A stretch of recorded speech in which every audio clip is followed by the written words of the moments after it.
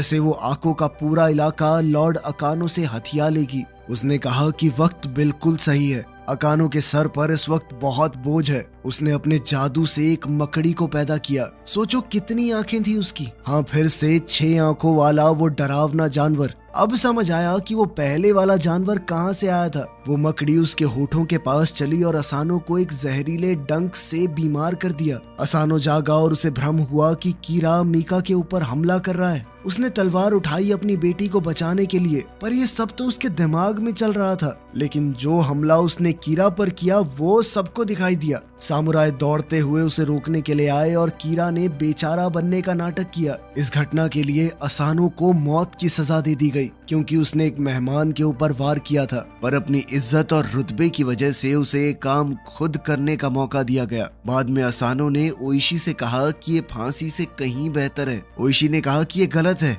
आपकी गलती क्या है, आपको वश में किया गया था। पर असानो अब सिर्फ अपने परिवार की इज्जत बचाने के बारे में सोच रहा था। इसके बाद वो मीका से अलविदा कहने चला गया। उसने मीका से कहा कि रोना मत, उन्हें दिखाना मत कि तुम कमजोर पड़ रही हो। फिर वो एक जगह गया ओइशी के साथ। ओइशी ने उसके लिए तलवार साफ की। काय अभी भी अपने घाव से उभर रहा था, लेकिन बाकी सब वहीं मौजूद थे और उन्होंने असानो का अंत देखा। सामुराई उसकी मौत का बदला लेना चाहते थे। ओइशी ने कहा कि अगर अब लड़ाई शुरू हुई तो उनके पूरे इलाके में लोग खतरे में पड़ जाएंगे। सिर्फ योद्धा नहीं बल्कि किसान और गांव वाले भी। योद्धाओं का पहला फर्ज होता है बाकियों के बारे में सोचना। मीका ने शोगुन से कहा कि असानो की इकलौती बेटी होने के नाते वो ही इस पूरे इलाके को संभालेगी जब तक उसकी शादी नहीं होती। पर वो नहीं जानती थी कि सब कुछ तो पहले ही तय हो गया है। अब से लॉर्ड कीरा ही एको के इलाके का मालिक है। मीका को शोक मनाने के लिए 1 साल दे दिया गया। उसके बाद उसकी शादी कीरा से कर